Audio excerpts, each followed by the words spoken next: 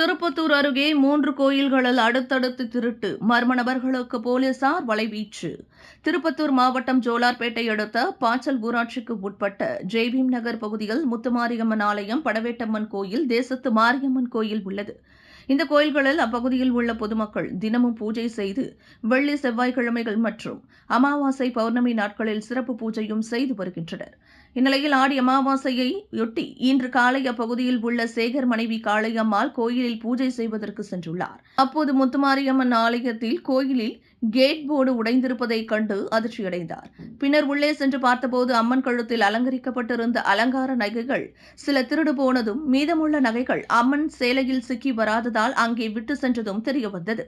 மேலும் இதேபோன்று கோவில் இருப்பு அறையை உடைத்து கோயிலில் வைத்திருந்த ரேடியோ ஆம்பிளிஃபையர் மற்றும் பெரிய ஆலய மணியை திருடி சென்றுள்ளனர்.